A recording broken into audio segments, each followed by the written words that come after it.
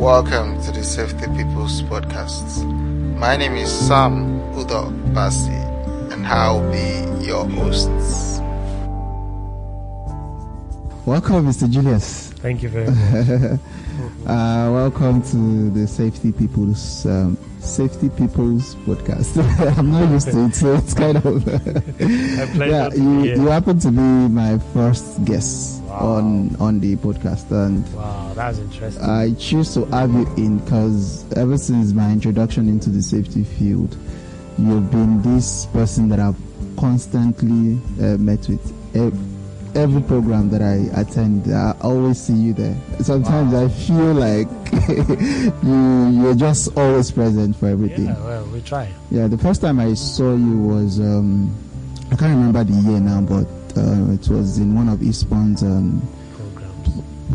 meetings. Then I think you were holding a position as the PRO, yes, of the Institute, Lagos State Chapter. Yeah. And since then I've always been coming across, our path have always been crossing since that time forward. So I choose to have the podcast to discuss safety related things and discuss with professionals about the profession and the ups and downs in it. It's not going to be purely about safety, but we're just going to touch around everything related to that. So you're welcome. Thank you. Let me start with you just introducing yourself. Tell us who you are. Okay. Well, first of all, kudos to you and thank you for coming up with this fantastic idea. It's very great. I mean, a lot of us, when we get into hazard identification, we don't remember anything else. Yeah, this is wonderful. My name is Julius Akpong, like you already know. I currently work for Cummins Energy Solution. Okay. As HSC manager. I've been there for 6 years now. Prior to that, I've had aviation experience, I've had oil and gas experience, I've had pharmaceuticals, which is my basic background, and that's just me. I'm into the safety profession for the passion to save life. Yeah, I can tell from all of the things that I've seen you do over time. Yeah. You've mentioned a lot of sectors, and that's very interesting. It brings me to this thing about safety professionals being an all-rounder. To be a successful safety practitioner, you should have knowledge across all of the sectors, which is one of the things that I find fascinating in the profession. So, tell me about your introduction into safety. How did you come into safety? Yeah, like a colleague once joked, a lot of us finished from school and were coming for the white collar jobs everywhere, and we got there and found out it wasn't happening, and then we found something else to do. But that wasn't the case in my case. In my case, I read chemistry because I liked it. I just liked it. I liked to talk about atoms and molecules, and it was something as a child I loved to be associated with. And then I went to the university and I read it because I couldn't read medicine for obvious reasons. Yeah, obvious reasons. It's not obvious anyway. I don't know about that. The obvious reasons then is that you will plan for something until JAM comes and gives you a mark lower than what you wanted. Okay. I understand that. Yeah. And then you fall back to other things. So I did chemistry, but when I graduated, I liked chemistry, not just the theory. I wanted the practicals too. Luckily for me, I did my NYSC in a pharmaceutical firm. Okay. So I was already playing with drugs. I was making all kinds of drugs. Wow. From paracetamol to antacid to injections to antibiotics, everything. That's beautiful. And then the day before I finished my NYSC, I was told, you've been an exceptional copper, so come and work with us. I was happy. I was so happy. My dream of saving lives was fulfilled. Yeah. But I took excuse. I told him I needed 2 weeks to come to Lagos and tidy up. This was in the north. Okay. Where precisely? In Niger State, Mina. Okay. They had these Dana Pharmaceuticals, very big pharmaceutical then. And then I came to Lagos and just decided, young copper, let me throw my CVs around. And I threw them, went back. I did that job for 9 days. And I was called from Lagos, from some of the places I threw my CV at. I came here. Since after I finished that interview, I've never gone back there. Wow. Did you? Did you officially resign? Well, I did because I mean, when I left when I was coming for the interview, they told me clearly, that look, this is what we want. I wrote a small book. I used to publish. Okay. I wrote a small book before I graduated. Okay. So the person laid his hands on that book. This was all he wanted in a staff. So he told me plain that you are coming to start work. Even though we'll do formalities, we'll do interview and go. So I resigned properly. In fact, they even did a funny send forth and paid me my money for 9 days. Wow, that means you're an exceptional staff then for you to be. It was headed by all by Indians, and every of the Indians had something to say on my send forth. They wanted. I like to walk whenever I want to walk. When I'm not walking, I know I'm not walking. But when it's time for work, I like to do it. So that was it. I left there. Since then, I've never done. By the way, I was not called to come and do safety. I was called to come and do HR and admin. Okay. In an oil and gas firm. Okay. So because I felt that oil and gas would be better for me, I can wangle my way from HR and admin into what I want. And true to my word, when I started, 3 months was when I did HR and admin. After then, what I was to do as HR was people come in as expatriates. I send them to Eastbourne for safety training. They finish from Eastbourne, they go for bus jet, and then they are sent online offshore. Okay. So I started plotting my graph to move offshore. Yeah. And then the company told me, do you like this training that you send expatriates to? I said yes. I went for the Eastbourne training. That was level 2. Okay. And then afterwards, I said, this thing is nice. This is sounding like what I've always wanted to do in my life. So I paid for my level 3. And the company found out I had paid. They said, wow, you like this thing? I said, yes. They paid for the level 3. They refunded the cash and sent me for membership. Yeah. When I finished, offshore work was not forthcoming. So I tidied up all the official things and did, and nothing was coming. So I got another job in an airline that called me to come and work for them. They were working for Chevron. They were moving Chevron staff from Lagos to Escravos every morning. Okay. And it required so much safety. Yes. You go from Lagos to Escravos in the morning, from Escravos to Osubi, from Osubi back to Escravos, from that Escravos in the evening when they finish work, they come back. So they were living in Lagos and working in Escravos. Okay. So for me, that was a very fantastic job. Opened my eyes to so many things. At the long run, I started my own little consultancy from there. Okay. So I started reading like a madman. Wow. Anything safety. I grabbed hold of Neighborhood IGC. I was doing it like a man who has been hungry for something. I was reading the books like, when you are freshly out of school. Yeah, true. I read the books like everything depended on it. I didn't know when I finished the IGC and started other things and other things and other things. And thank God we are here. Wow, that's an interesting journey. I tell you. Wow. So, one of the things that because myself, I started off with construction. And you know how terrible construction could be. You faced with a lot of people. And as a young HSC person that barely knows anything about safety, and then you're pushed to the field where you get to manage all of these guys, it could be very tough. So I've seen lots of, I've heard a lot of comments. Yeah. What is the weirdest comment that you've heard from someone when you're trying to tell them what the right thing is? Well, I've heard things like, when I started working, your parents had not started planning for you. I can't forget that comment for the simple reason that it came from somebody that was supposed to be very enlightened.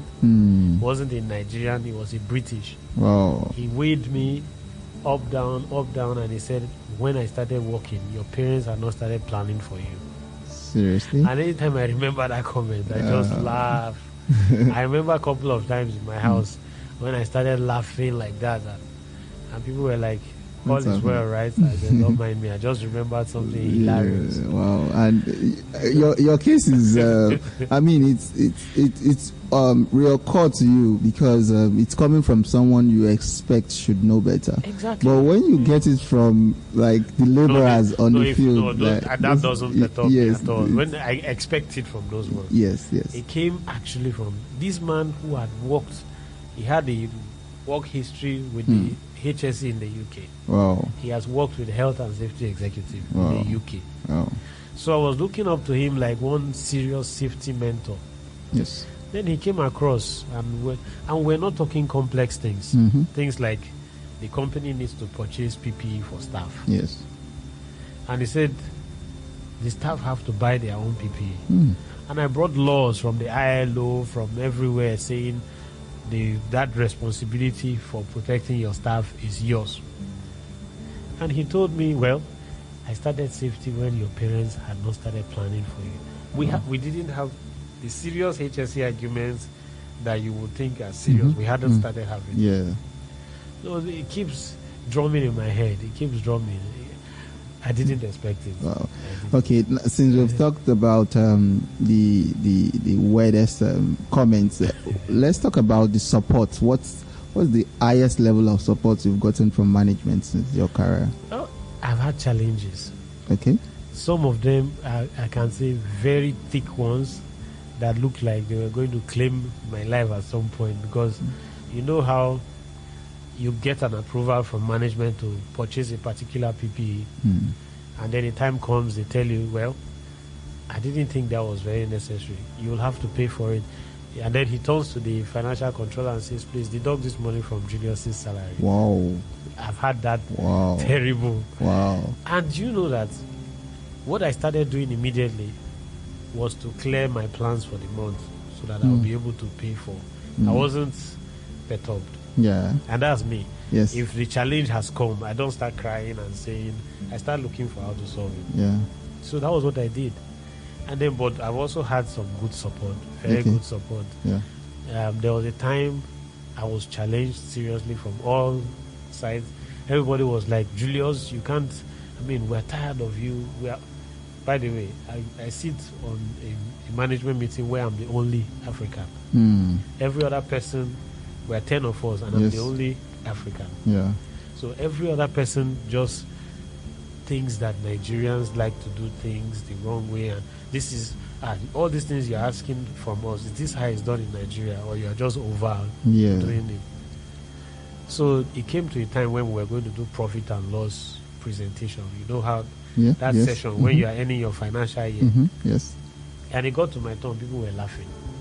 Everybody was like, what does HSE want to present? Yes. Everybody laughed. Those that were hitting the table were hitting it. I just rose up to the table and picked up the connection to the projector. Yes. Connected it to my laptop while they were laughing. I didn't mind them. I projected a PowerPoint slide. And they were still laughing. And I said, please, is it my turn, GM? And the GM told me, yeah, you have the floor. And I showed a pie chart. On that pie chart was the profit generated from all the departments. Each of the departments had a section like that. So I showed them these were all the profits that you made, because I had gotten it from all of them the previous day. Without their knowledge, they didn't know what I was doing. I presented it, and I told them, so these are all the things that you guys got. I didn't put HSE there. I didn't want to reduce HSE to that level of competing with them financially. So the next slide was how I showed them the reasons why they were able to make their profits was because they had human beings working with them. Yeah. These human beings continued to work because they were safe. They were safe because I did so much work. And I showed them what I did on the proactive side and plans I had on the reactive side. Yeah. When I finished, everybody was angry. While my GM was the only person who was clapping really loud in the room. And got up and gave me a hug. Wow. Light hug. Wow. I said, look, beautiful. We will increase your pay because of this presentation.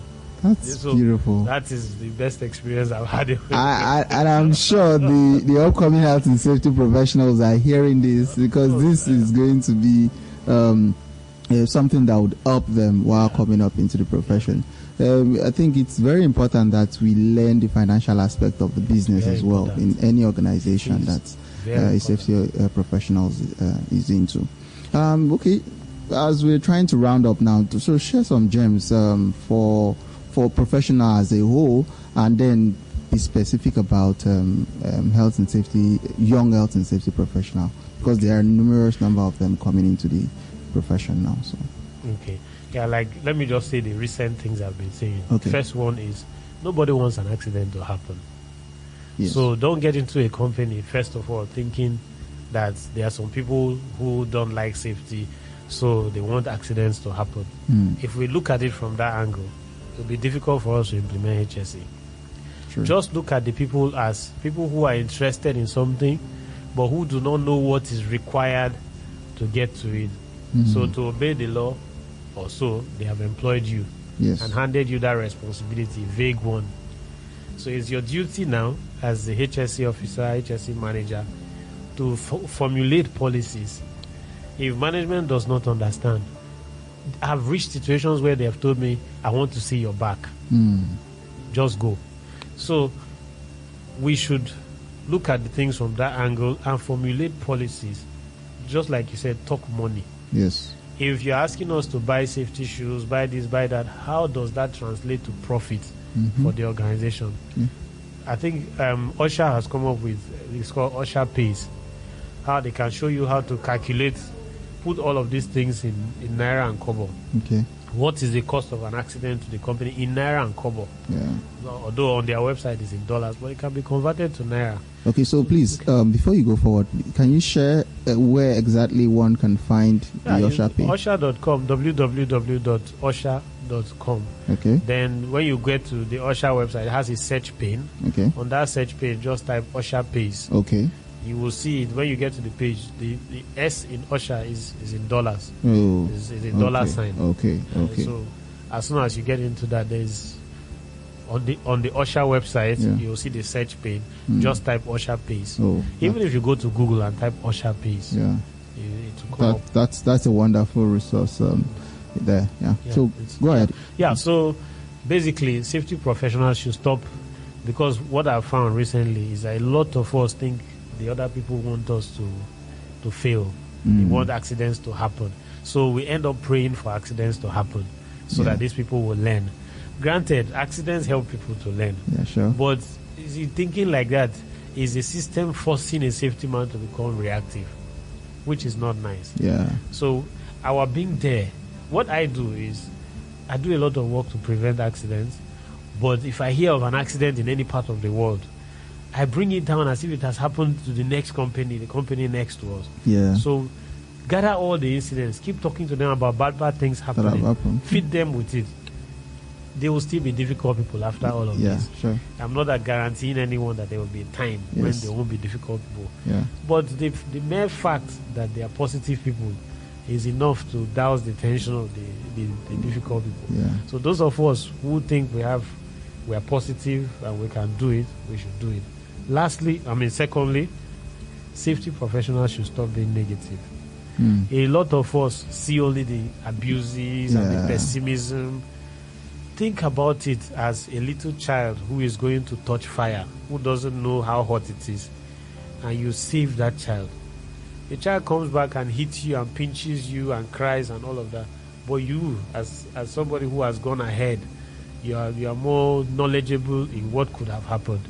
You should be happy with the fact that the person is alive, even though the person doesn't yet understand, what you're trying to do. Yes. If you get angry with that child and beat the child and push them into the fire, you are no longer a safety professional. Yeah, it wasn't in the case. So you are no longer saving life. The fact that people learn best from feeling the heat of the fire does not mean we should push people into them. Yeah. So strategies like be seen making efforts to help the organization. Don't let they are talking sales, so you don't want to be part of it. They are talking operations, you don't want to be part of that discussion. Be part of the overall business of the organization. Yes. Nobody cares how much you know until they know how much you care. When you show them care on the organizational front, when you begin to talk safety, they want to reciprocate. They may not have understood the seriousness of what you are talking about, but just to reciprocate your gesture in how you are interested in helping with operations and sales and HR and co, they come to return the favor. Yeah, they in embrace. the process, they help your business. Yeah, For me, this has helped me very much because there are times when there's no money in the system and people don't want to spend. And I look at it, I sit in the management team, I hear presentations, I hear of the challenges. There's no point going there to, look for a lot of problem around where problems already exist. Yeah. So I see a training that needs to be done. I go online, I go to colleagues, I go everywhere, get materials, make that training happen. And then the company is like, wow, you did this. We got quotations for so and so amount of money and all of that. And you say, well, why are we here? I need to save some part of it for the business. When they see that you care in that line, when you bring up a safety issue, some of them take it away from you. Like I did one last week. The head of operation and maintenance, I was asking for some type of PPE and the hearing conservation program so that we can do all this health surveillance for them. And he looked at it and said, Julius, is that the one you were talking about for operators? I said, yes. He said, okay, I will handle it with the GM. He knows where the man clubs. So he's going to go to club there that night. I won't go there, but he knows how they meet. He wants to go to that club so that they can discuss it there. After that, they finished the discussion. When we got to the office the following day, he copied me in the mail and said, GM, as discussed, kindly find quotation attached for your approval. Me, I only saw approved, on the paper. Yes. I didn't have to fight. So sometimes use this, and then you have a difficult matter to present in the next management meeting. Have a meeting before the meeting. That meeting before the meeting, you are not calling everybody together. Go to them one after the other. Solicit support. Yeah. I do that a lot. Yes. I get my matter settled before we get into the meeting. The main meeting. So while we are talking, when the GM is saying, no, you can't try that. No, how much does this cost? This is too much and all of that. I will get, at least from the 10 of us that are there, I will get support from 7 people. And their voices are usually louder than mine because they make the money. Yes. So as soon as they start saying, Julius, well, you make so much sense in this presentation, I keep quiet. They've taken it away from me. Yeah. And then it goes around the table. Some of them will start as if they are questioning it so that the GM won't suspect anything. Yeah. And then I take my time to explain again. But that makes sense. So who was speaking against it? I say, well, it's on GM's table. I'm just waiting for his approval. And he's like, GM, please, this young man makes sense. Why not let's just approve this thing? Wow. And then it works like that. So the other thing is, for me to be able to get these people to work with me like that, there's a lot of emotional intelligence and teamwork that's being in play. So we have to get ourselves to speak at the level where we understand each other. So there are these times when I get into their office and say, what do you think from HSC we can help you with? I see that you guys are under a lot of pressure these days. I don't have anything to help them with. Yes. But you put that statement there. The man sees care from that statement. Yeah. He doesn't have anything you can help him with. But Julius, please know that anytime we understand your level of concern about this business, and we will take you up anywhere we think you can help, we will let you know. Wow, that's I know in my heart of hearts that I'm not an engineer. I'm not going to climb up and go and connect wires. Well, just let the man know you care. Things like safety meeting. Sometimes I speak as if I'm against safety meeting. Yeah. I go into the meeting and I tell them that this company is very, very positive.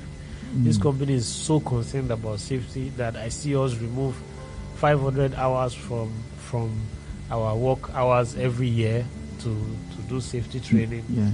Like last week, we took 50 hours. We hold safety meeting for 1 hour every month. But if 50 people attend a 1 hour meeting, that is 50 hours. Yes, that's so true. when they hear me make that calculation, this man understands how much time the company is taking. So he's putting a lot into making sure the hours count. And see, you just made a fantastic point there. health and safety professionals shouldn't be concerned about how other departments are not helping them. They should also look at the challenges, that those departments are facing, so that they can, just like you've said, you go to them and say, in what way? I understand your challenges. How can safety be of help? And then they will see you as someone being reasonable, because most safety professionals, to be sincere with you, other persons in the organization see them as unreasonable persons. Yes. And there are also those who are like police. So when they go on site, they do their things like police, so they shout at people, come and do this. When you shout at a man, he will do it, he will do what you're asking him to do because of your position. Yeah. So that, especially when you're around, when you go, he will drop it and do what he wants to do. The duty of, the responsibility on our shoulders as safety people is that we speak to the man that sits inside the head that we are seeing. Don't go and tap a man and tell him, my friend, wear your PPE. Tell him how many people are dependent on him. Like what I told one guy yesterday, I said, you see that old woman that smiles just because she sees you, fine boy, you go and come every day. Do you know that if something happens to you, that woman won't live long? She will die. You see that little child that is waiting in your wife's tummy to call you daddy. It will be unfair to her that you end this way. When I finished with him, he said, okay, what do you want me to do? I almost started laughing because of how he asked the question. He just put his hands together and said, please, what do you want me to do? I said, good. You're saying important things. Look at your hard heart.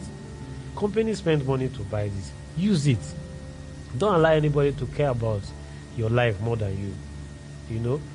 When I finished with him, every day now he comes to me, Oga, I have my PPE. I even cleaned it yesterday. He's helpless. Yes. These are the ways. And then human beings, I had a safety officer who worked under me. People thought he had too much ego, so they never went to him. Anytime he saw people whom he needed to correct, he shouted at them and they did the thing. And they always came back to me to report, talk about how bad he is. Why this one don't they learn from me, Oga? And all of that. When people see that you treat them as important people, everybody feels everybody wants to feel important. Yes. So whether you think they're important or not, in the first place, no safety man should be thinking that a human being is not important. At all. Because you are there to protect them. Yeah. What I do, what my guiding principle as a safety man, is that I am doing what I like to do, and the company is paying me for doing what I like to do. That is my basic principle. Yeah.